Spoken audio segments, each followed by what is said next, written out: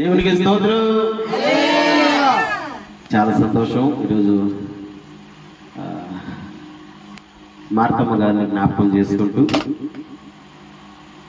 మరొక మంచి అవకాశాన్ని దేవుడిచ్చాడు. దేవునికి వందనాలు చెల్లించాలి. ఈ 2025వ సంవత్సరంలో ఒక కొత్త తరహాలో ప్రార్థన కార్యక్రమాలు చేయాలని నేను అనుకున్నాను. అది ఎవరు స్టార్ట్ చేస్తారా అని అనుకున్నాను. కరుణాకరనే స్టార్ట్ చేశాడు. 2025వ సంవత్సరంలో మొదటి కుటుంబ ప్రార్థన ఇక్కడే పెడుతున్నాం. కొత్త తరహా అంటే ఏమో అనుకోబాకండి. కరెంట్ లేకపోతే చాలా ఇబ్బంది అయిపోతుంది ప్రార్థనలకి. కరెంట్ లేకపోయినా మైక్ ఆగకూడదు, లైట్ ఆగకూడదు. దానికోసం సెట్ చేసాం. దేవుడు ఈ 2025వ సంవత్సరంలో కృపనిచ్చాడు. కరెంటు ఉన్నా లేకపోయినా ఆరాధన పాటకు ఆరాధన చక్కగా జరుగుతుంది. ఇబ్బంది ఉండదు. భోజనాలకు కావచ్చు, ఆరాధనకు కావచ్చు. మంచి కృపను దేవుడిచ్చాడు. అది మొదటి కుటుంబ ప్రార్థన. మరి కరుణాకరన్న కుటుంబంలో మార్తమ్మను జ్ఞాపకం చేసుకుంటూ మంచి భాగ్యాన్ని దేవుడిచ్చాడు. నాకైతే చాలా సంతోషం. కుటుంబాన్ని ఇంకా దేవుడు దీవించి ఆదరించి బలపరచాలని మనస్ఫూర్తిగా నేను కోరుకుంటున్నాను. దేవాది దేవుడు మెండైన ఆరోగ్యంతో, మెండైన కృపతో దేవుడు ఈ కుటుంబాన్ని నింపును గాక. పిల్లరా, మీరందరూ పాటలు పాడారు. నేను 8 గంటలకే ముగించేస్తాను అని చెప్పేశాను. అన్నకు మాట ఇచ్చేసాను. 7:05 అయింది. అందరికి వచ్చినటువంటి ఒక చిన్న పాట మనం పాడుకున్న తర్వాత దేవుని వాక్యాన్ని మనం విందాం. అందరికి వచ్చిన పాట. ఎందుకో మీలో చాలా మంది పాడాల. సంఘం అంటే అది కరుణాకరణ సంఘం, అది మహేష్ సంఘం, ఇంకొక సంఘం అనుకోకూడదు. పాట అంటే పాడాలంతే. మనం అందరూ దేవుని బిడ్డలవి, అందరూ దేవుని నమ్ముకున్నాం కాబట్టి అందరివి పాడాల్సిందే, తప్పదు. ఎంతవరకు స్వరం వస్తుందో అంతవరకు పాడండి. ఎంతవరకు చప్పట్లు కొట్టగలరో అంతవరకు చప్పట్లు కొట్టి దేవుని స్తుతించాలని మనం చేస్తున్నాం. అందరికి వచ్చిన పాట రాజా నీ సన్నిధిలో నేనుంటానయ్యా అనేటువంటి పాట. అందరం కలిసి పాడాలి. ఆమేన్. రాజా నీ సన్నిధిలోనే ఉంటానయ్యా,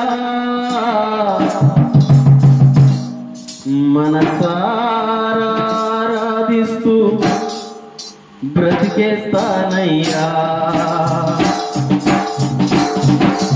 రాజా నీ సన్నిధిలోనే ఉంటానయ్యా, మనసారా ఆరాధిస్తూ. రాజా నీ సన్నిధిలోనే ఉంటానయ్యా, మనసారా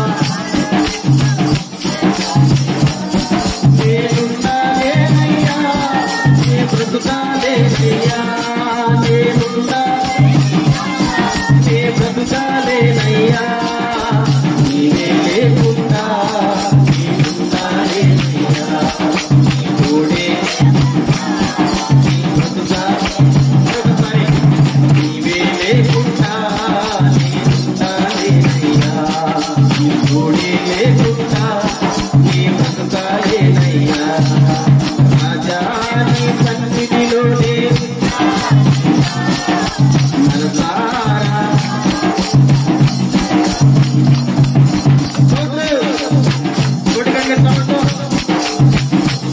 దేవుని ఆరాధించుదాం. నీ సన్నిధానములో సంపూర్ణ సంతోషము ఆరాధించుకునే విలువైన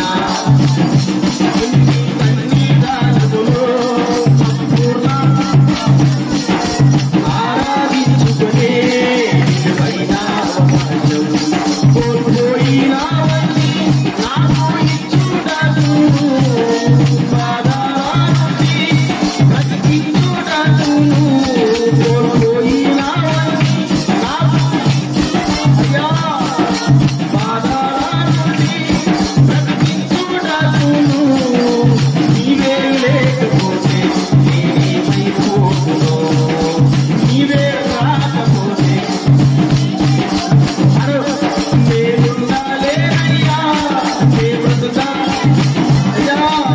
లేకుండా నే బ్రతుకాలేనయ్యా, నీవే లేకుండా నే బ్రతుకాలేనయ్యా, నీ తోడే లేకుండా నే బ్రతుకాలేనయ్యా.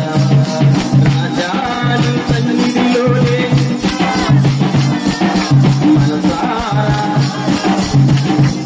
అంతే మనమని రాజా నీ సన్నిధిలోనే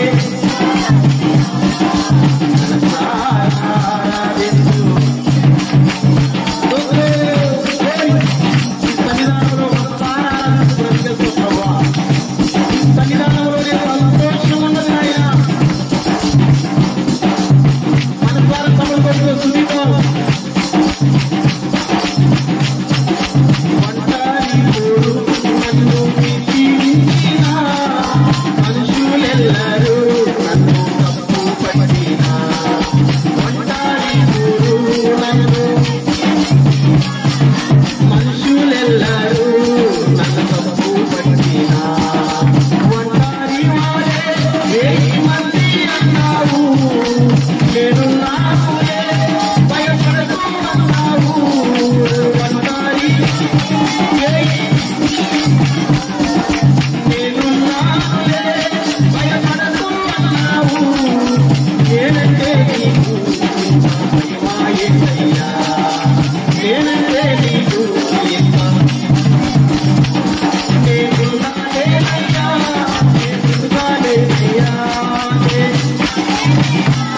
నే బ్రతుకాలేనయ్యా, నీవే లేకుండా నే ఉండలేవయ్యా, నీవే లేకుండా. రాజా నీ సన్నిధిలోనే మనసారారెందు ఊపిరాగే వరకు నీతోనే జీవిస్తా, ఏ దారిలో నీ వెంటే నడుస్తా, ఊపిరాగే వరకు నీతోనే ఏ దారిలో నడిపినా నీ వెంటే విశ్వానికి కన్నా నీ మాటలు నడుచుకుంటా, విశ్వానికి కన్నా నీ మాటలు నడుచుకుంటా, నాకెంతో ఇష్టము నిన్ను మించిన దేవుడే, మళ్ళీ నిన్ను మించిన మళ్ళీ నిన్ను మించిన గట్టిగా నిన్ను మించిన నేనున్నాలేనయ్యా, నే బ్రతుకాలేనయ్యా, నేనున్నా యేసయ్యా, ఇలా బతుకుతుంటే నే లేకుండా నీ తోడే లేకుండా. రాజా నీ సన్నిధిలోనే ఉంటానయ్యా, ఉంటారారెందు బ్రతుకుతానయ్యా, రాజా నీ సన్నిధిలోనే ఉంటారారెందు బ్రతుకుతానయ్యా, నేను బ్రతుకుతానయ్యా, నేను బ్రతుకుతానయ్యా, నేను బ్రతుకుతానయ్యా.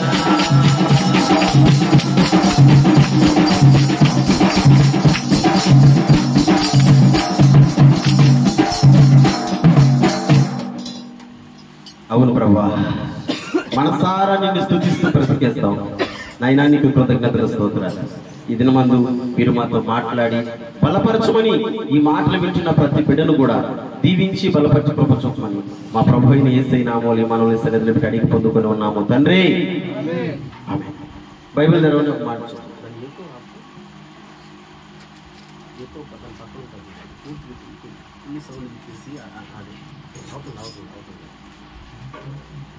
Praise the lord.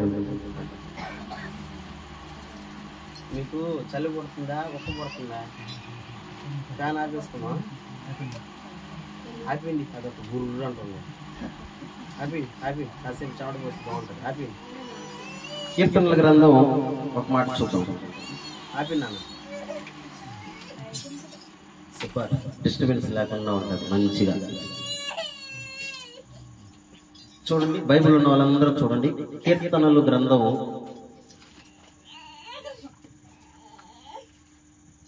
42వ కీర్తనది. 42వ కీర్తన. నువ్వు బాగా కూర్చో, నేను బాగున్నా, నువ్వే బాగా కూర్చో. 42వ కీర్తనది. 42వ కీర్తనలో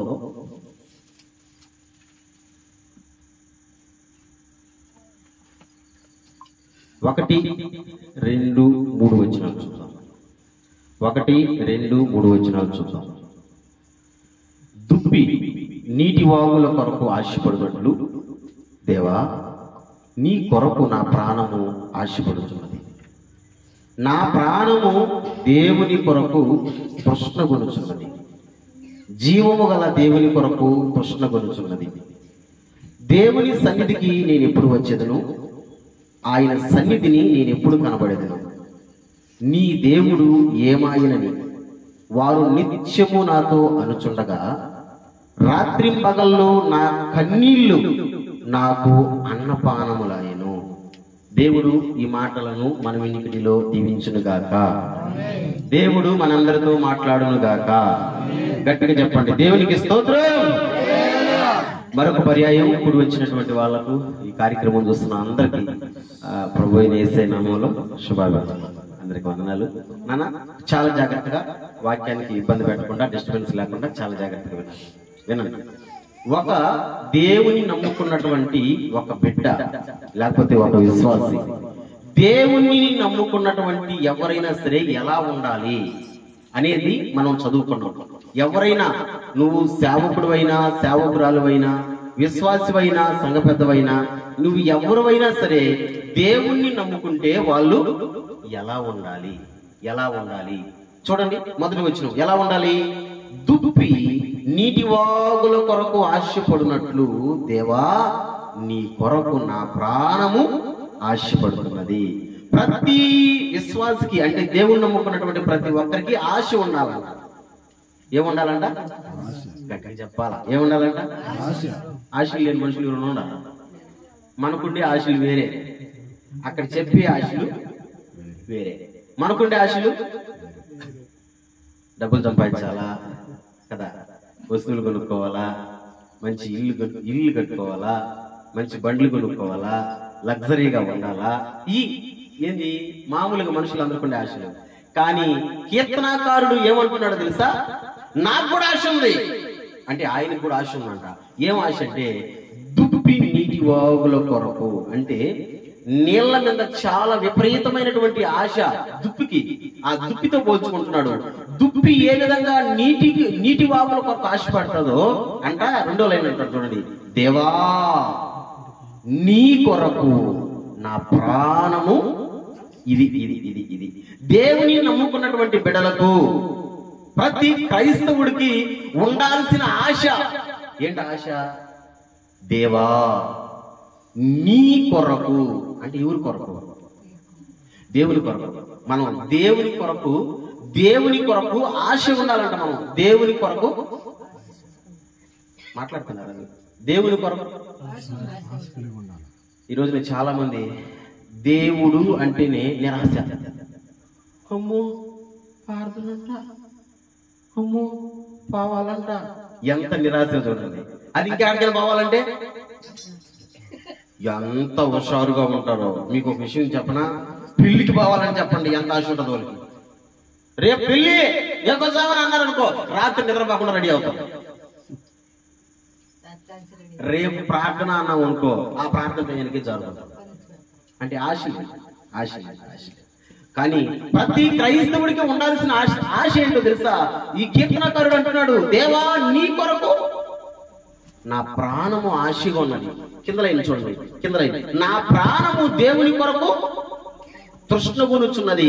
జీవము గల దేవుని కొరకు తృష్ణగునుచున్నది. పైనేమో నీళ్లు అన్నాడు, కిందేమో తృష్ణ అన్నాడు. తృష్ణ అంటే అర్థం ఏంటంటే, కృష్ణ అనుకునేది, కృష్ణ కాదు. తృష్ణ అంటే అర్థం ఏంటంటే ఆకలి. అంటే నాకు దాహంగా ఉంది, నాకు ఆకలిగా ఉంది. హల్లెలూయా. నాకు దాహంగా ఉంది, నాకు ఆకలిగా ఉంది. ఏం దాహం, ఏం ఆకలి? ఏం దాహం, ఏం ఆకలి? ఒకవేళ కరుణాకరన్న కాసేపట్లో మనకు విందు చేస్తే ఆ ఆకలి అనుకుంటారేమో. ఆ ఆకలి కాదు. ఏం ఆకలి ఏం దాహమో తెలుసా? కిందలైంచండి, కిందలై ఏం ఆకలి ఏం దాహం? దేవుని సన్నిధికి నేను ఎప్పుడు వచ్చేదను, ఆయన సన్నిధిని నేను ఎప్పుడు కనబడేదను. అదండి ఆయన దాహం, అదండి ఆయన ఆకలి. అబ్బాబాబాబాబా, కీర్తనాకారుడు అంటున్నాడు, నాకు ఆకలిగా ఉంది, నాకు దాహంగా ఉంది. నాకు ఏం ఆకలి అంటే బిర్యానీ తినాలని కాదు, చేపల ఫ్రైలు చికెన్లు తినాలని కాదు. ఆయనకుండే ఆకలంట జీవము గల దేవుని సన్నిధికి నేను ఎప్పుడు వచ్చేదను, నేను ఎప్పుడు కనబడేదను. ఎంతమందికి ఉన్నదంటారు ఈ రోజున? ఎప్పుడెప్పుడు దేవుని సన్నిధికి వద్దామా, ఎప్పుడెప్పుడు దేవుని సన్నిధిలో కనబడదామా? ఎంతమందికి ఉన్నదంటారు ఈ రోజున ఆశ? ఎప్పుడెప్పుడు పారిపోదామా, ఎప్పుడెప్పుడు వదిలేస్తారా, ఎప్పుడెప్పుడు వదిలేస్తారా అనేదే ఉండదు. కానీ ఎప్పుడెప్పుడు పోదామా. ఇంతకు ముందు రోజుల్లో భలే జరిగేది అసలు ప్రార్థనలో కదా. ఎత్తుకున్నామంటే ఇప్పుడు జరిగే ప్రార్థనలు ఎట్లంటే 8-9 దాకా జరుగుతుంది. బోధినేస్తాం, ఎవరి పాటు కోల్పోయి పిల్లకాయలు ఆడుకుంటారు చూడు, గప్పు సాంబార్ పాటు అంటే ఇంక లేదన్నమాట. ఇంక పడుకునే తర్వాత ఇంతకు ముందు అట్ట కాదు. ప్రార్థన పెట్టామంటే అన్నాలు అయిపోయిన తర్వాత కూడా మళ్ళీ ఎత్తుకోటరేమో, మళ్ళీ ఆరాధన చేద్దాం. తెల్లవార్దులు ప్రార్థన అంటే తెల్లవార్దులు చేసేవారు ఇంతకు ముందు. కానీ ఇప్పుడు అట్లా, ఎందుకంటే ఆశ తగ్గిపోయింది. దేవుని సన్నిధికి రావాలన్న ఆశ తగ్గిపోయింది. దేవుని స్తుతించాలన్నటువంటి ఆశ తగ్గిపోయింది. ఎప్పుడెప్పుడు దేవుని సన్నిధిలో కనబడదామన్న ఆశ తగ్గిపోయింది. అందుకనే కీర్తనకారుడు అంటున్నాడు, ఈ రోజు 2025వ సంవత్సరంలో మొట్టమొదటి కుటుంబ ప్రార్థనలో మేము నీకు చెప్తున్నటువంటి ఒకే ఒక మాట ఏంటో తెలుసా? మనమందరము దాహముతో ఉండాలా, మనమందరము ఆకలితో ఉండాలా. ఏము దాహం ఏం ఆకలి అంటే ఎప్పుడెప్పుడు గగనపాలెంలో ఎప్పుడెప్పుడు ప్రార్థన పెడతారా అనుకోవాలి. కొండూరులు కూడా, మలకనూరులు కూడా, సత్రపోలు కూడా, కాగవరపాలు కూడా ఎప్పుడెప్పుడు ప్రార్థన పెడతారన్నా లేదా? కర్ణారన్న ఎప్పుడెప్పుడు ప్రార్థన పెడతాడని ఉండాలా? మీరు ఏడాది నుంచి వచ్చి నాకు తెలీదు. ఎప్పుడెప్పుడు పిలుస్తాడా పరిగెత్తాం అనే ఆకలి ఉండాలా, అనే దాహం ఉండాలా. బైబిల్ అదే అంటుంది. అటువంటి ఆకలి దాహం నాకు ఉంది అంటున్నాడు కీర్తనాకారుడు. ఇది కదా క్రైస్తవునికి ఉండాల్సినటువంటి ఆకలి, ఇది కదా క్రైస్తవునికి ఉండాల్సినటువంటి దాహం. బాగుంది కదా క్రైస్తవుడు ఎలా ఉండాలని చెప్పుకుంటా వస్తున్నాను కదా. ఇప్పుడు అసలు పాయింట్ లోకి వద్దాం. ఏంటి అసలు పాయింట్? 3వ వచనం, నీ దేవుడు ఏమాయనని వారు నిత్యము నాతో అనుచుండగా రాత్రింపగళ్ళు నా కన్నీళ్లు నాకు అన్నపానములాయను. ఇలాంటి ఆశ కలిగినటువంటి వ్యక్తికి, బాగా వినాలి, ఇలాంటి ఆశ కలిగినటువంటి వ్యక్తికి, ఇలాంటి దాహం కలిగినటువంటి వ్యక్తికి నేను అంటాను, సమాజంలో సంతోషం ఉండదు. ఇలాంటి ఆకలి ఉంటే ఎవరికైనా ఉంటే, ఇలాంటి దాహం ఎవరికైనా ఉంటే సమాజంలో సంతోషం ఉండదు, సమాజంలో శ్రమలే ఉంటాయి. గుర్తుపెట్టుకోండి. ఈ ఆకలి ఏ ఆకలి? ఎప్పుడిప్పుడు పోదామా, ఎప్పుడిప్పుడు స్థుతిద్దామా అనేటువంటి ఆకలి దాహం ఎవరికైతే ఉంటుందో సమాజంలో వాళ్ళకి శ్రమలే ఉంటాయి. నేను చెప్పలేదు, యేసయ్య చెప్పాడు. ఒకసారి చూడండి యోహాను సువార్త 16వ అధ్యాయం 33వ వచనం, అక్కడ ఉంటది ఈ మాట. చదువుతారా? యోహాను సువార్త 16వ అధ్యాయం 33వ వచనం, అక్కడ ఉంటది ఈ మాట. ఇప్పుడు నేను చెప్పిన మాట, నా యందు మీరు సమాధానం కలుగునట్లు ఈ మాట మీతో చెప్తున్నాను. లోకములో మీకు శ్రమ కలుగును, అయినను ధైర్యము తెచ్చుకునడి. యేసయ్య అన్నాడు, లోకములో మీకు, గట్టిగా చెప్పాలా, లోకములో మీకు శ్రమ కలుగును. నాతో పాటు చెప్పండి, లోకములో మీకు, అందరూ చెప్పండి, లోకములో మీకు శ్రమ కలుగును. ఏమొస్తుందంట? ఎవరికి శ్రమ? కీర్తనకారుడు చెప్పాడు చూడండి, నాకు ఆకలిగా ఉంది, నాకు దాహంగా ఉంది. ఏం దాహం, ఏం ఆకలి? ఎప్పుడెప్పుడు దేవుని సన్నిధికి పోదామా, ఎప్పుడెప్పుడు దేవుని సన్నిధిలో కనబడదామా? ఈ ఆకలి, ఈ తపన ఎవరికైతే ఉంటుందో ఖచ్చితంగా అలాంటి వాళ్ళకి లోకంలో శ్రమ వస్తుంది. ఎక్కడి నుంచి వస్తుందో తెలుసా శ్రమ?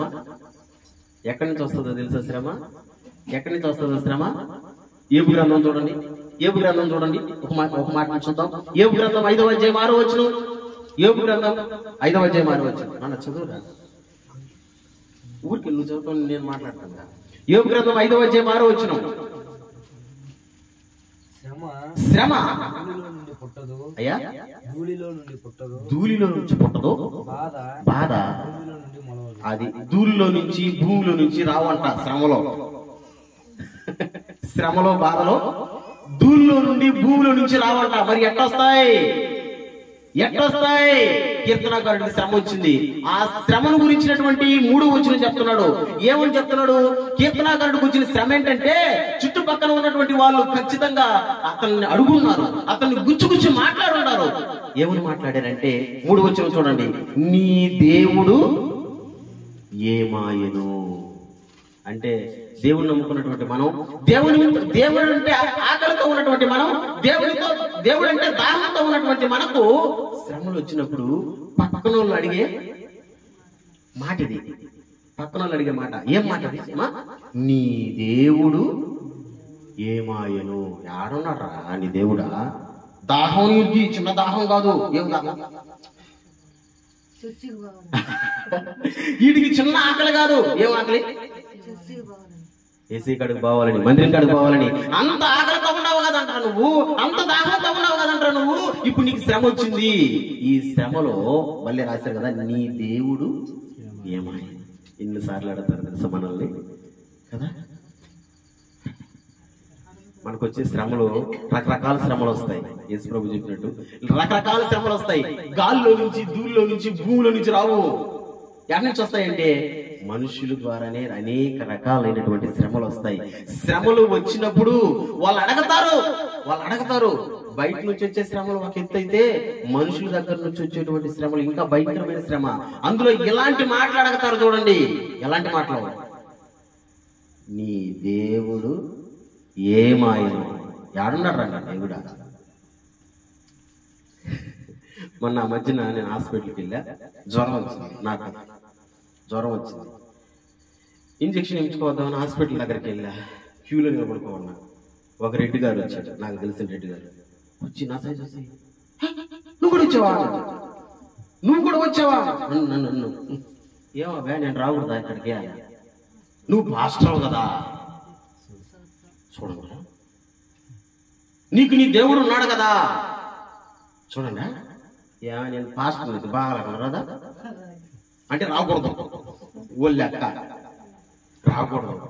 శ్రమ దూరంలో నుంచి రాదు, బాధ భూమిలో నుంచి రాదు. ఎవరికైనా వస్తుంది. పాస్టర్ కాదు, పాస్టర్ అమ్మ కాదు, ఎవరికైనా వస్తుంది. ఎందుకంటే ఈ శరీరాన్ని గురించి యేసయ్య అన్నాడు, ఆత్మ సిద్ధమే గాని. చెప్పండి, ఆత్మ సిద్ధమే గాని. అందరు చెప్పండి, ఆత్మ సిద్ధమే గాని. తర్వాత బలహీనమైంది శరీరం. ఎక్కువ తిన్నా తట్టుకోలేదు. అమ్మా ఆయాసం ఉన్న మనక ఎందుకు ఆయాసం వచ్చేసిందంటే మరొక ముద్ద ఎక్కువ తినేసానమ్మా అమ్మా అని అంటది. తక్కువ తినండి, కాలు కూడా పెట్టలేకపోతున్నా, చేయి కూడా లేపలేకపోతున్నా. ఎందుకు లేపలేకపోతున్నావు అంటే ఏమొచ్చింది? బయట వాన వస్తుంది కదా. ఇప్పుడు ఆగింది లేబ్బా, అందరూ తరకాలు చెప్తున్నారు. వానలో పోయినామంటే చలి పడుతుంది. నాకు చలి కాదు అనుకుని మనం ఇప్పుడు ఏం కావాలా మనకు? కరుణ, ఫ్యాన్ ఆపి మనం కదా, ఎచ్చదనం కావాలా. ఇదే కొద్ది రోజుల తర్వాత చల్లంగా ఉండాలమ్మా. నాక కరుణ ప్రార్థన ఈసారి పెట్టేసరికి ఏసీ కూలర్ పెట్టేస్తే బాగున్నప్ప. అందరికి ఎట్టది,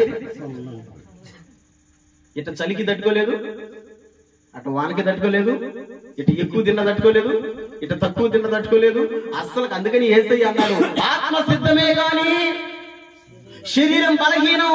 పాస్టర్లకు కూడా శరీరం ఉంది, నాకే కాదు అందరికి శరీరం ఉంది. ప్రతి ఒక్కరికి జబ్బులు రాక తప్ప. ఇలాంటి శ్రమలు వచ్చినప్పుడు పక్కన వాళ్ళు పొడస్తారు సూటి పాటలు, నీ దేవుడు ఏమాయను. ఎక్కడ పోయాడు రా దేవుడా? ఉంటే ఏం చేస్తున్నాడు రా నీ దేవుడా? ఆ మాటలు ఏంటంటే ఎట్టుంటదంటే అసలు కత్తితో పడవబల్లా మామూలుగానే ఆ మాట గుండెకాయని అందుకు కీర్తనకారుడు అంటాడు, రాత్రింబగళ్ళు నాన్న అదే మాట ఉండేది అక్కడ, నాకు నా కన్నీళ్ళే అన్నపానములైపోయాయి. నేను అన్నం తినడం వల్ల, నీళ్లు తాగడం వల్ల రాత్రి పగళ్ళు ప్రతిరోజు నేను ఏడుస్తున్నా. ఎందుకు ఏడుస్తున్నానంటే నాకు వచ్చినటువంటి శ్రమను చూసి, ఏడున్నాడురా నీ దేవుడా, ఎక్కడ పోయాడా నీ దేవుడా, ఉంటే ఏం చేస్తున్నారా నీ దేవుడా అని నన్ను అడిగినప్పుడు రాత్రి పగళ్ళు నాకు కన్నీళ్ళే అన్నపానములు అయిపోయినాయి అంటున్నాడు కీర్తనకారుడు. నాకేమో ఆశ ఉంది, నాకేమో ఆకలి ఉంది. ఏం ఆకలి? దేవుడు అంటే ఆకలి ఉంది. ఏం ఆశ?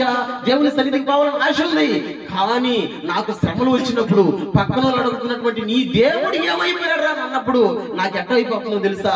రాత్రి పగళ్ళు నా కన్నీళ్ళే నాకు.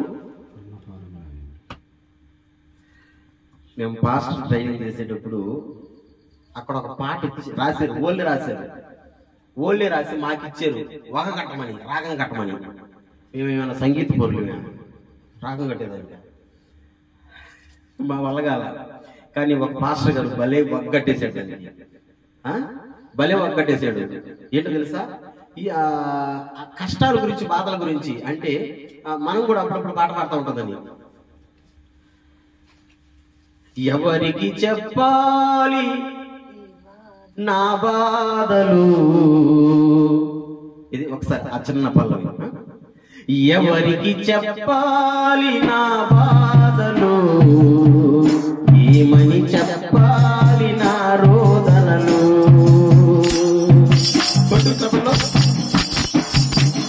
ఎవరికి చెప్పాలి నా బాధలు, ఏమని చెప్పాలి నా రోదనలు. ఊరికి బయట ఉన్నానని, నా వారే నన్ను విడిచారని. ఊరికి బయట ఉన్నానని, నా వారే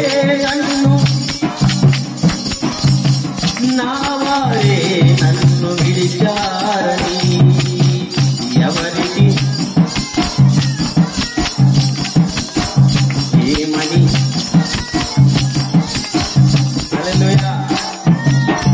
ఇలాంటి పాటే ఒక పాటను వగ్గట్టమన్నారు. అద్భుతంగా వగ్గట్టి పాడాం. ఎందుకు నేను చెప్తున్నానంటే, ఇలాంటి శ్రమ వచ్చినప్పుడు మనం ఎవరికి మన బాధని ఎవరికి చెప్పుకోలేము. కానీ ఇలాంటి పరిస్థితుల్లో ఒకవేళ మీరు ఎవరున్నా, ఈ కార్యక్రమం చూసేవాళ్ళు ఇలాంటి పరిస్థితుల్లో ఎవరు ఉన్నా అంటే, పక్కన వాళ్ళు నీ దేవుడు ఏం చేస్తున్నాడు రా, పరిగిస్తున్నావు కదంటారా చర్చికి, పరిగిస్తున్నావు కదంటారా ప్రార్థనకి, పాస్టర్ పిలిచిన కాడకంతా పరిగిస్తున్నావు కదంటారా, మరి ఆ దేవుడే కనుక ఉంటే ఏం చేశాడు రా నీకు, ఎక్కడ పోయినాడు రా నిన్ను అడిగితే అది ప్రశ్న వేసుకోండి. నిన్ను ఒకవేళ అడిగితే, మిమ్మల్ని ఒకవేళ అడిగితే వాళ్ళకి సమాధానం చెప్పాల్సింది. ఏం సమాధానం చెప్పాలంటే, నా దేవుడు నన్ను ఎప్పుడూ కాపాడుతూనే ఉన్నాడు. నాకున్న శ్రమలలో, నాకున్న కరువులలో, నాకున్న కష్టాలలో, నాకున్న ఇరుకులలో, నాకున్న ఇబ్బందులలో నా దేవుడు నన్ను ఎప్పుడూ కాపాడుతూనే ఉన్నాడు. ఎస్, మనం ఆరాధించే దేవుడు, మనము స్తుతించే దేవుడు, మనము నమ్ముకున్న దేవుడు. కర్ణాకర్ అన్న కుటుంబంలో అదే చెప్తున్నా, వదిలేసే దేవుడు కాదు. నువ్వు పెడితేనే నీ దగ్గరుండి, నువ్వు పెట్టకపోతే నీ తన్నే దేవుడు కాదు. మన దేవుడు ఎలాంటి దేవుడు తెలుసా? మనలను కాపాడే దేవుడు, కనురెప్పలాగా కాపాడే దేవుడు. మన దేవుడు కాపాడే దేవుడు. అది నేను చెప్తున్నాను. 2025వ సంవత్సరం మొదటి కుటుంబ ప్రార్థనలో మన దేవుడు ఏడు పోయాడురా నీ దేవుడు, ఏం చేస్తున్నాడురా నీ దేవుడు అంటే, నా దేవుడు నన్ను కాపాడే దేవుడు, ఆయన మనల్ని కాపాడుతూనే ఉన్నాడని సాక్ష్యం చెప్పాలి మనం. దేవునికి స్తోత్రం చెప్పు, గట్టిగా చెప్పు. ఎస్, మన దేవుడు, గట్టిగా చెప్పండి, మన దేవుడు ఏం దేవుడు అంట? నమ్ముతారా ఈ మాట? నమ్ముతారా? మీరు నమ్ముతారా? మన దేవుడు కాపాడే దేవుడు అంటే మీరు నమ్ముతారా? నమ్మతాం అని వాళ్ళందరూ చేతులు ఎత్తి స్తోత్రం చెప్పండి. నా పాయింట్ ఏంటంటే, దేంతో నుంచి మన దేవుడు మనలను కాపాడతాడు. ఒక 3 మాటలు, 1, 2, 3 మీకు చెప్పి ఆ ప్రసంగాన్ని ముగించేస్తాను క్లుప్తంగా. మన దేవుడు కాపాడే దేవుడు దేంతో నుంచి మనలను కాపాడతాడు. మీకు తెలియడులే అసలు, మనకు తెలియడులే అసలు, కానీ మన దేవుడు మనల్ని కాపాడుతూనే ఉన్నాడు. దేంతో నుంచి కాపాడుతున్నాడు తెలుసా? నెంబర్ 1, దేంతో నుంచి కాపాడుతున్నాడు? కీర్తన గ్రంథం 121వ కీర్తన, 121వ కీర్తన 8వ వచనం చూడండి. 121వ కీర్తన 8వ వచనం చూడండి. ఇది మొదలుకొని నిరంతరము నీ రాకపోకల యందు యెహోవా నిన్ను కాపాడుతున్నాడా లేదా? ఇది మొదలుకొని అన్న చదువురా. ఇది మొదలుకొని నిరంతరం అంటే ఎప్పుడు? నీ రాకపోకల యందు అంటే నీ ప్రయాణాలలో కాపాడును. కాపాడుతున్నాడా లేదా?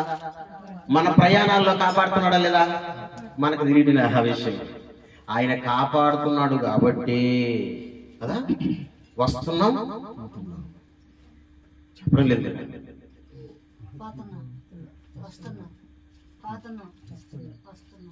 ఇసాగా అంటాడు, రబకమో జాగ్రత్త కూర్చో, కథలు బాగా కూర్చో అంటే నాకు బండిలో తీసుకొచ్చి ఆటో లేదు, హాస్పిటల్కి వెళ్ళింది ఆటో. భార్యకి చెప్తాడు కదలకుండా కూర్చో. ఏమి సగంతా ఆమె ఆడ పడిపోద్దు,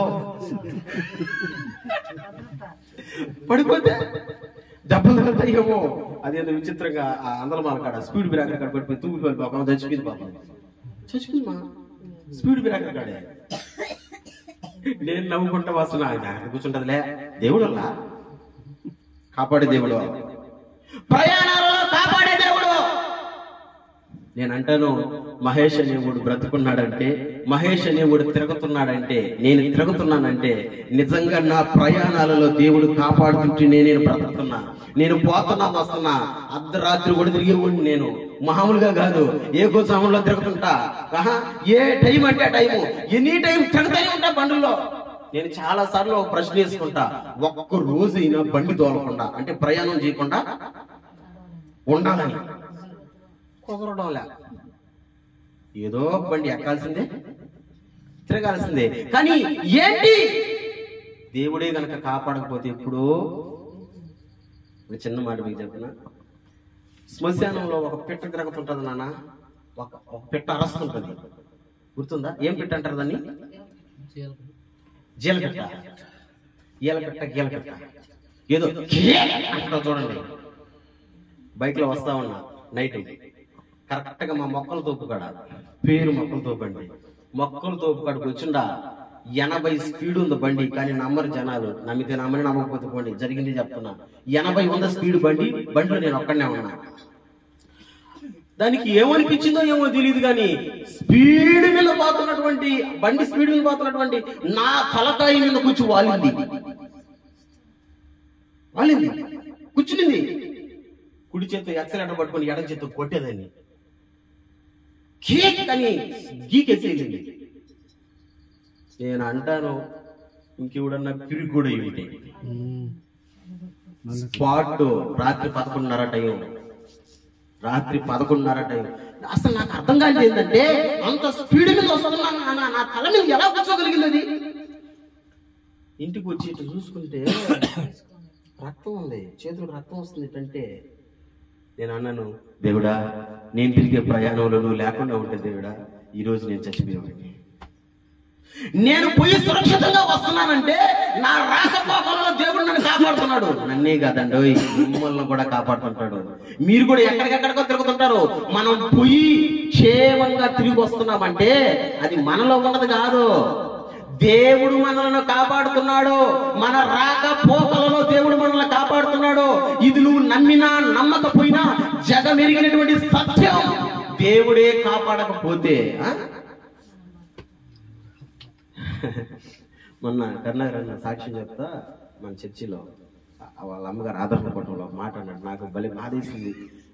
ఏమన్నాడంటే, ఎవరో బండి పంచరేపి వస్తా ఉంటే ఎవరో ఒక ట్రక్ అయినా అది పనిగా మనుషులు దించి మరీ బండి ఎక్కించుకొని వచ్చినాడంట, బండి దాంతో పెట్టుకొని వచ్చినాడంట.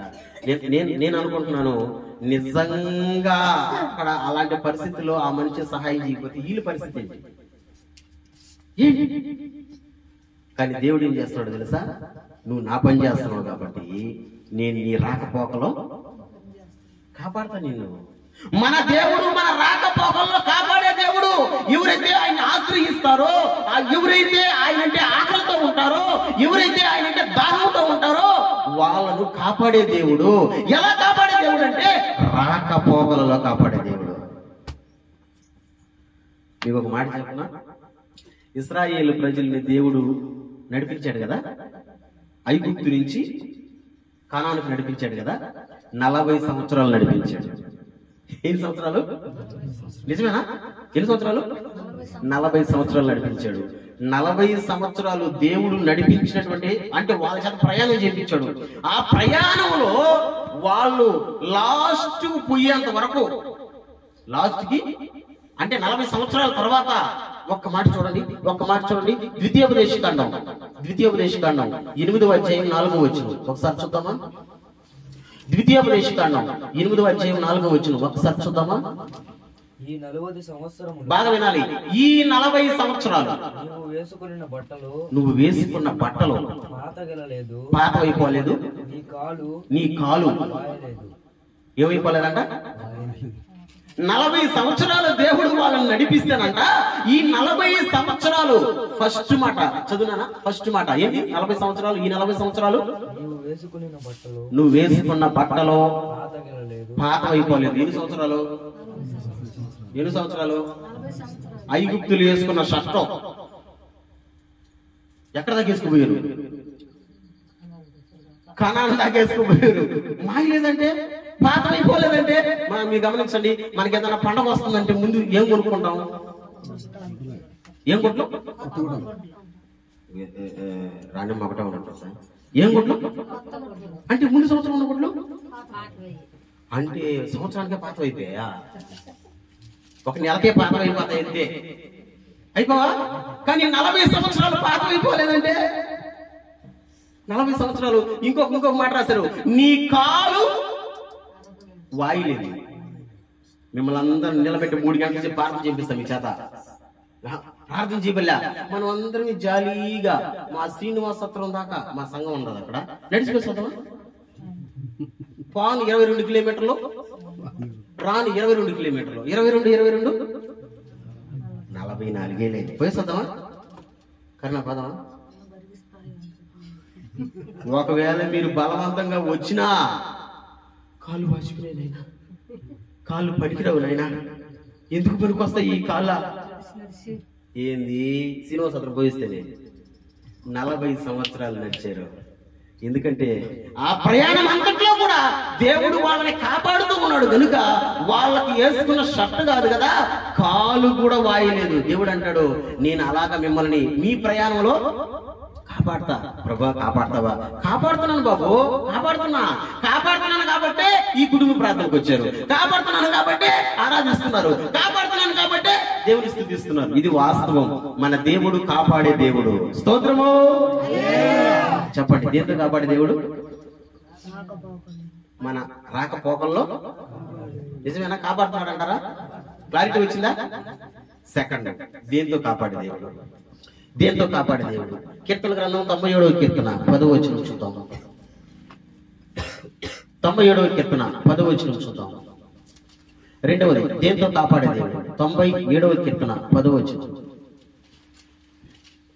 97:10. ప్రేమించువారులారా, చెడుతనమును అసహించుకొనుడి, తన భక్తుల ప్రాణములను ఆయన కాపాడుచున్నాడు. రెండోది ఏం కాపాడుతున్నాడంట? ప్రాణాన్ని కాపాడుతున్నాడంట. దేన్ని కాపాడుతున్నాడంట? మీరు నమ్ముతారా? మన దేవుడు మన ప్రాణాన్ని కాపాడుతున్నాడు. మన దేవుడు మన ప్రాణాన్ని కాపాడుతున్నాడు. చాలా మందికి తెలియదు. నేను అదే అంట, మనం ఉన్నామంటే, మనం బ్రతుకున్నామంటే కేవలం దేవుని కృప. నాకు అమితమైన ఇష్టం ఒక పాట, మన దేవుని లెక్కలో, క్రిస్టియన్ లెక్కలో అమితమైన ఇష్టం నాకు ఆ పాట. నా వీడియోలో లాస్ట్ లో వస్తుంది, అది ప్రతి వీడియోలో లాస్ట్ లో వస్తుంది. ఏంటో తెలుసా? ఈ స్థితిలో ఉన్నానంటే, ఇంకా బ్రతుకున్నానంటే. ఒకసారి పడదామా? ఈ స్థితిలో ఉన్నానంటే ఇంకా బ్రతికున్నానంటే నీ కృపా, నీ కృపా, నీ కృపా ఇది. పాడు పాడు. నీ కృపా, నీ కృపా, నీ కృపా ఇది. ఈ స్థితిలో ఉన్నానంటే ఇంకా బ్రతికున్నా. మళ్ళీ మళ్ళీ మళ్ళీ. ఈ స్థితిలో ఉన్నానంటే ఇంకా కృపా. హల్లెలూయా. మనం బ్రతుకున్నామంటే దేవుని కృప. ఆయన కాపాడుతున్నాడు కాబట్టి బ్రతుకున్నాం. లేకపోతే సైతాన్ గాడు ఎప్పుడూ మనల్ని పురికాయ కేసి కొట్టి గోలు సంచులు వేసుకుని ఆ ఏట్లు బారేస్తున్నాడు. అంతే, ఎప్పుడు బారేస్తున్నాడు. ఎప్పుడో చనిపోవాల్సినటువంటి మనం, ఎప్పుడో మరణించాల్సినటువంటి మనం ఎందుకు బ్రతుకున్నామంటే దేవుడు చెప్పండి మన ప్రాణాన్ని. బైబిల్లో యోబు అనే ఒక భక్తుడు ఉన్నాడు. గుర్తున్నాడా మీకు? గుర్తుందా? ఉన్నవన్నీ పోయాయి. ఆస్తిమంతుడు 10 మంది సంతానం. ఆ దేశంలోని నెంబర్ 1 గా బతికాడు. ఆ ఊజు దేశంలో మొత్తం పోయింది. మీకు ఒక మాట చెప్పనా? బాగుండేటప్పుడు సాతానుడు యోబు దగ్గరకు వచ్చేటప్పుడు మామూలుగా రాలా. దేవుని కాడ పర్మిషన్ తీసుకొని వచ్చాడు. ఎవరి కాడ పర్మిషన్? దేవుని చిత్తంలో ఏది జరగదు కదా. దేవుడి కాడ పర్మిషన్ తీసుకొని వచ్చి దూకాడు. ఎవరి మీదకి? యోబు మీదకి దూకాడు. యోబు మీదకి వచ్చేటప్పుడు దేవుడు ఒక కండిషన్ పెట్టాడు. అపవాదికి ఒక కండిషన్ పెట్టాడు. ఏంటో తెలుసా ఆ కండిషన్? ఏంది చెప్తారా కండిషన్? సూపర్ గా చెప్పింది రఘుమ్మ. ఏందా కండిషన్? ఒకసారి చూడండి యోబు గ్రంథం. 2వ అధ్యాయం 6వ వచనం. యోబు గ్రంథం 2వ అధ్యాయం 6వ వచనం. ఒకసారి చూద్దామా? అందుకు యెహోవా అతడు నీ వశమున ఉన్నాడు, అతని ప్రాణం మాత్రము నీవు ముట్టవద్దని సెలవిచ్చాను. వార్నింగ్ ఇచ్చాడు అపవాదికి. ఏమైనా చేసుకో యోబుని, కానీ వాడి ప్రాణాన్ని ముట్టబాగా. ఎందుకంటే మన ప్రాణాలని కాపాడే దేవుడు. నేను అంటాను అన్ని బాగుంటుంది. సైతాన్ గడు చంపేస్తాడంతే వాడు. నిజంగా నాన్న చంపేస్తాడు. మన మీదకి వాడు కుట్రుడు, మన మీదకి వాడు కుళ్ళుడు. ఈ కుట్ర కలిగిన వాడు సైతానుడు కాబట్టి ఎప్పుడు కూడా మనల్ని సాక్కోవాలని ఉండదు వాడికి. ఏంటంటది? మీకు అర్థమైందని చిన్న మాట చెప్తా. మనం కోళ్ళు సాక్కుంటాంగా, సాక్కవా? పక్కనింటి వాళ్ళు కూడా సాక్కుంటారుగా. చెప్పండి, సాక్కూడదా? నీ కోళ్ళు నీ దగ్గరకు వచ్చి మేత మేస్తుంటే కొడతావా? పక్కన కోళ్ళు వచ్చి మేత మేస్తుంటే కొడతావా? ఏమై గడు కోడ్లే కదా, అవి కూడా కోడ్లే కదా. కోడ్లే కానీ అవి నాయి కాదు. సైతాన్ కూడా అంతే. ఓడి పెట్టలే కదా ఓడి కొట్టేది. ఎవరు కొడతాడో? ఒరే ఓలు కూడా మనుషులేంట్రా, నీ పెట్టలే కాదు ఓలు కూడా పెట్టలేంట్రా అంటే పెట్టలే కదా ఓలో. కాబట్టి ఎవరు కొట్టరా? ఎవరు ఎక్కించాలా? ఎవరు కాలించ? సైతాన్ గడు అంతే, కొట్టేదంటే ఉంటాడు. నిజంగా ఓడు ప్రయత్నాలన్నీ చంపేదానికి ప్రయత్నం చేస్తుంటాడు. నువ్వు నమ్మితే నమ్ము, నమ్మకపోతే పో. కానీ మన దేవుడు వాడి ప్రయత్నం వాడు చేస్తుంటే మన దేవుడు ఏం చేస్తున్నాడో తెలుసా? మన ప్రాణాన్ని ఆయన కాపాడుతా వస్తున్నాడు. దేవునికి స్తోత్రం. పట్టి సింహాల బోనులో వేసేసారు. ఎవరిని? సింహాల బోనులు యోగునంట. దానియేల్ని చెప్పండి. ఒక రాత్రి ఉన్నాడా? ఒక గంట ఉన్నాడా? ఏమన్నా జరిగిందా? మరి బయటకు వచ్చిన తర్వాత దానియేలు శత్రువులు చేస్తే మొక్కలు ఎముకలు కూడా కురుక్కుని తినేసినాయంట. మరి ఈ నిందికి తినలేదు. మన దేవుడు ప్రాణాలని కాపాడే దేవుడు. నేను అదే చెప్తున్నాను నానా, మనం ఇలా ఉన్నామంటే, మనం బ్రతుకున్నామంటే మన దేవుడు మన ప్రాణాల్ని కాపాడుతున్నాడు. కాపాడే దేవుడు మన దేవుడు. దేంతో కాపాడతాడంటే మన రాకపోకల్లో కాపాడతాడు. దేంతో కాపాడతాడంటే మన ప్రాణాల్ని కాపాడతాడు. భయపెట్టేసినారు ఇస్రాయేలీయులైతే, అసలు చిన్నగా భయపెట్టలా. ఏం చేసినాడైనా, ఎందుకు ఏడుస్తావు, ప్రాణం తీయాలంటే దేవుడి కాడ ఆజ్ఞ ఉండాలి, నువ్వు భయపడబాక అని చెప్పిన. ఏం కాదు, ఆయన సెలవు లేనిదే మన ప్రాణం కాదు. చర్చి మీద నుంచి కరెంటు వైరు చేతులు పట్టుకుని దూకేనా నేను కింద, స్లీవ్ తీసుకుంటా మళ్ళీ అంటే పై తప్పకు పెరిగేసి చచ్చిపోలేదే. తమాషాకు పోయిన ఏట్లో మునగుతున్నా. మా పాస్టర్ గుడ్లు తుక్కుంటుంది, నేను మునగుతుండా, తమాషాకు మునగుతుండా ఈ ఏట్లో చచ్చిపోయినా. ఇంకొక మునిగే కిందకి కనుక అప్పటికి 3 సార్లు పైకి లేసి దిగేస్తున్నా కిందకి. ఆ బ్రిడ్జి మీద ఉన్నటువంటి బాడిపాలెం పెరకాలనుకుంటున్నారు, పాస్టర్ చూడరు ఎట మునుగుతున్నాడు. మరి నేను మునగడం లేదా, మునిగిపోతున్నా. వాళ్ళు నవ్వుతున్నారు, నేను చచ్చిపోతున్నా, నన్ను కాపాడండి. సరిగ్గా కిందకి లాగుతా ఉంది నీళ్ళు, చచ్చిపోవాల్సినండి. కానీ నా దేవుడు నా ప్రాణాన్ని కాపాడి నిలబెట్టాడు. అందుకని ఈ రోజు నేను ధైర్యంగా చెప్తున్నా, మన దేవుడు కాపాడేవాడు, మన ప్రాణాలని కాపాడేవాడు. అందరికీ ఉండే సాక్ష్యాలు లేవా? మా భయ్య అయితే ఈయన చేత సాక్ష్యం చెప్పించాలనుకున్నాను జనవరి రోజు. ఈయన చెప్పలా, ఈయన సాక్షి జోక్గా చెప్తాడు, ఆడ సీరియస్ గా జరుగుంటాను. మళ్ళీ జీబు 3 పల్టీలు కొట్టిందంట, ఒకటి కూడా కాదు, పోతుందా జీబు. ఆయన చెప్పాలా, జోక్గా చెప్తాడు, భయ్యా నేను చచ్చిపోయాను అనుకున్నాను భయ్యా ఈ రోజు. కానీ చచ్చిపోయాడా? చచ్చిపోమంతే. ఎందుకంటే మన ప్రాణాలని దేవుడు కాపాడేవాడు. స్తోత్రం చెప్పండి. రాకపోకల్లో కాపాడే దేవుడు. రెండవది లాస్ట్ అండ్ ఫైనల్ ఏం కాపాడే దేవుడు. చూడండి కీర్తన గ్రంథంలోనే 23వ కీర్తన మనందరికి పరిచయమైన మాట. మొదటి వచనం 23వ కీర్తన మొదటి వచనం మనందరికి పరిచయం. సండే స్కూల్ పిల్లకాయలు కూడా చెప్తారు ఆ కీర్తన. చూడండి 23వ కీర్తన మొదటి వచనం. యెహోవా నా కాపరి, యెహోవా నా కాపరి నాకు లేమి. చాలా మంది తప్పుగా చదువుతారు దీన్ని, ఏమి అని చదువుతారు. ఏమి కాదు అక్కడ ఉండేది, లేమి. ఏమి వేరు, లేమి వేరు.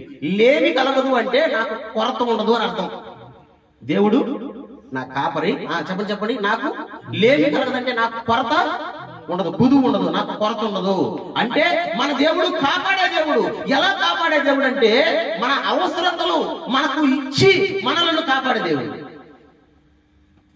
మూడవది మన అవసరతలు మనకు ఇచ్చి కాపాడే దేవుడు. నేను ఒక మాట చెప్తాను మీకు, చాలా జాగ్రత్తగా వినండి. చాలా మంది నేను అడుగుతున్నానండి దేవుణ్ణి, కానీ నాకెందుకు దేవుడు ఇవ్వడం లేదు అని చాలా మంది బాధలో ఉన్నారు. చాలా మంది, నేను ఒకటి చెప్పనా, నువ్వు అడిగింది ఇవ్వకపోవచ్చు,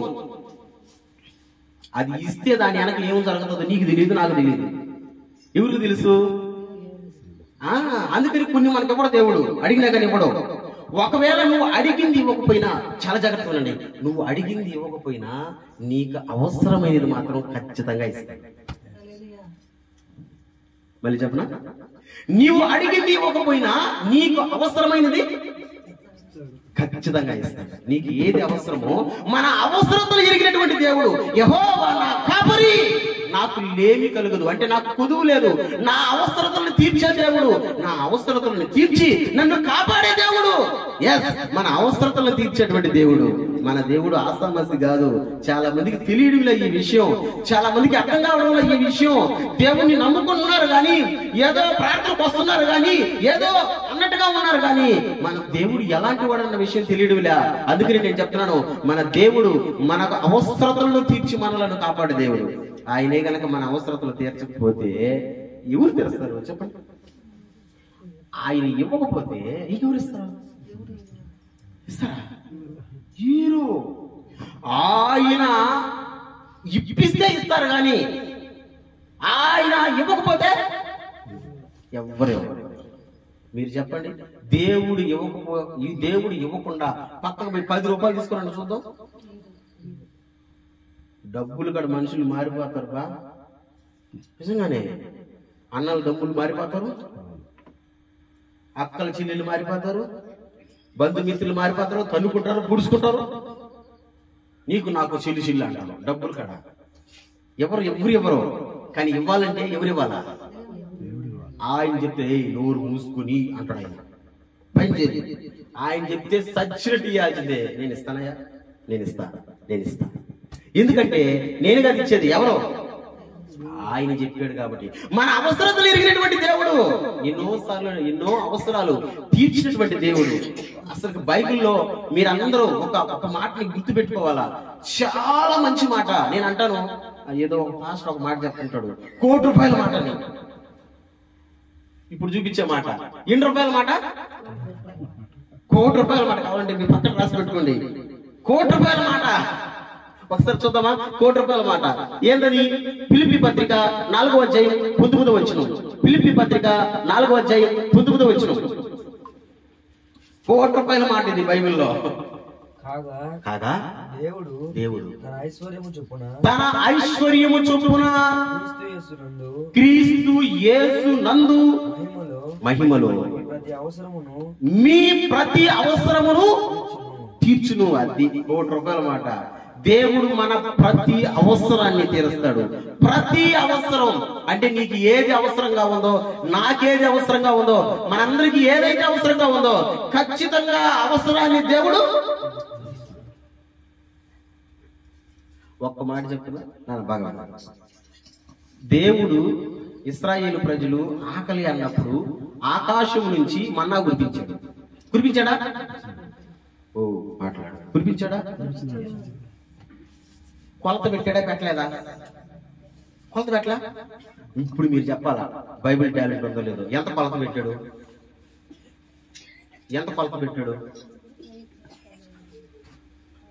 ఒక్క తలకాయకి అర్ధసేరు కొలతమా? ఒక్క తలకాయకి దేవుడికి తెలుసు.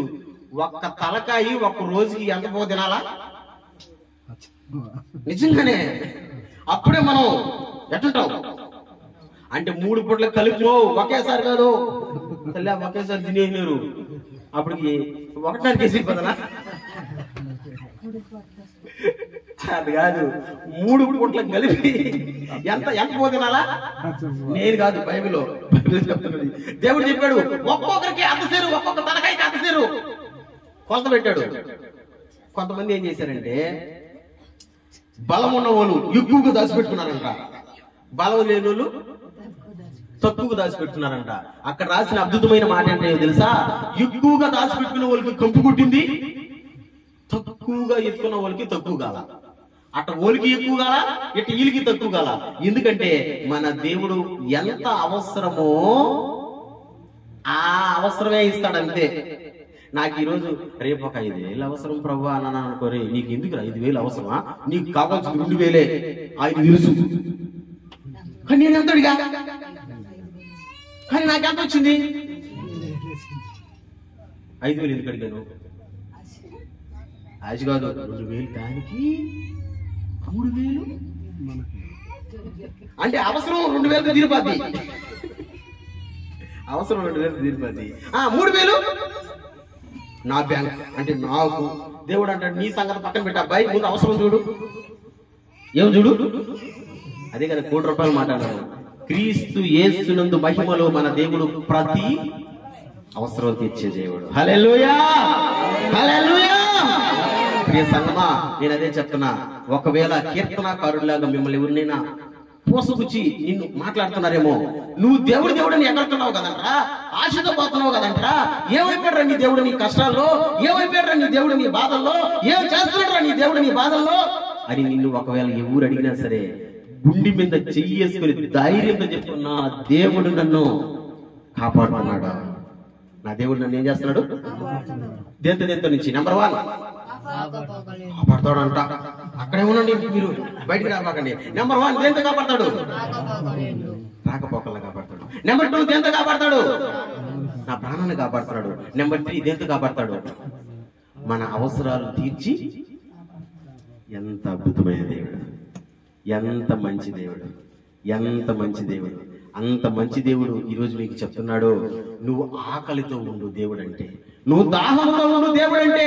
పక్కన వాళ్ళు ఏమనుకున్నా పనే, ఏమైనా అనుకొని ఎగతాళి చేయని అని ఊయి, నా మీద ఊసిన వాళ్ళు ఉన్నారు, నా మీద కాదులే, నేను ముందర పోతుంటే వెనక ఊసిన వాళ్ళు ఉన్నారు, డ్రమ్ము కొడుతుంటే తిట్టిన వాళ్ళు ఉన్నారు.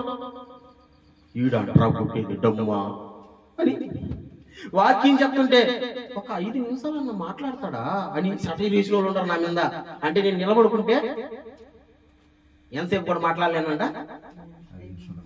మీరు పోటీ పెట్టుకోండి, 1.5 గంట అయినా మాట్లాడతారు, 2 గంటలైనా మాట్లాడతారు, కానీ మీకు మళ్ళీ బోరు కొట్టదు. ఎందుకంటే దేవుడు ఆ విధంగా వాడుకుంటున్నాడు. పక్కన ఏమనుకున్న ఇబ్బందిలే, మనం మాత్రం ఆకలితో ఉందాం, దాహంతో ఉందాం. ఏం ఆకలి? ఎప్పుడెప్పుడు దేవుని సన్నిధికి పోయి కనబడదామా, ఎప్పుడెప్పుడు దేవుని స్థుతిద్దామని ఆకలితో ఉన్నాం. అలాంటి ఆకలితో ఉన్నటువంటి వాళ్ళందరినీ కూడా దేవుడు కాపాడును గాక, ఈ కుటుంబాన్ని కాపాడును గాక, ఈ మాటలు విన్న ప్రతి బిడ్డను కాపాడును గాక, ఈ కార్యక్రమం చూసిన ప్రతి బిడ్డను కాపాడును గాక. ప్రార్థించండి, తల ఉంచండి, సాధ్యమైతే మోకరించండి, కలిసి ప్రార్థించండి, కలిసి ప్రార్థించండి. ప్రభువా, నువ్వు కాపాడే దేవుడు అయ్యా, నువ్వు కనికరం కలిగిన దేవుడు అయ్యా, నువ్వు కృప చూపగలిగిన దేవుడు అయ్యా. ఎంత మంచి దేవుడు అయ్యా, ఎంత మంచిది. మోకరించు, మోకరించు, మోకరించు. బాసిన పట్లేసుకొని కూర్చోబాక ఎంతసేపటికి మోకరించు. ఒక చిన్న ఒక చరణం అందరం కలిసి, అందరం కలిసి.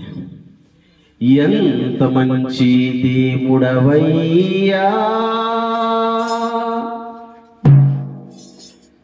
ఎంత మంచి దేవుడవేసయ్యా, చింతలన్నీ తీరేనయ్యా నిన్ను చేరగా, నా చింతలన్నీ తీరేనయ్యా నిన్ను చేరగా. ఎంత మంచి దేవుడవేసయ్యా, నీ ఎంత మంచి, గట్టిగా, ఎంత మంచి దేవుడవయ్యా, నీ ఎంత మంచి దేవుడవేసయ్యా, చింతలన్నీ నిన్ను చేరగా, నా చింతలన్నీ నిన్ను చేరగా. ఎంత మంచి దేవుడవేసయ్యా, నీ ఎంత మంచి. కొట్టి గట్టిగా చెప్పండి, ఇంకా గట్టిగా. పాపినైనా నేను దూరంగా పారిపోగా, పాపినైనా జనయా దూరంగా పారిపోగా, నీ ప్రేమతో నన్ను, నీ ప్రేమతో నన్ను హత్తుకున్నావేసయ్యా, నన్ను హత్తుకున్నా. అందుకే ఎంత మంచి దేవుడవయ్యా, నీవెంత మంచి దేవుడవేసయ్యా, చింతలన్నీ తీరేనయ్యా నిన్ను చేరగా, నా చింతలన్నీ. ఎంత మంచి దేవుడవేసయ్యా, నీవెంత మంచి, నీవెంత మంచి, నీవెంత మంచి.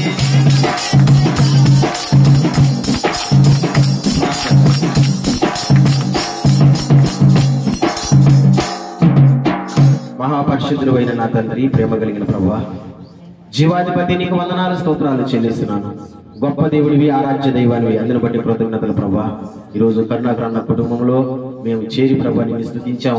మా అత్తమ్మ గారిని జ్ఞాపకార్థంగా మేము చేసుకుని ప్రభా, నాయనా అయ్యా కీర్తనాకారుడు పొరహ కుమారులు రచించినటువంటి కీర్తనలో నుంచి అద్భుతమైనటువంటి ఒక ప్రసంగాన్ని మేమైతే విన్నాం ప్రభా.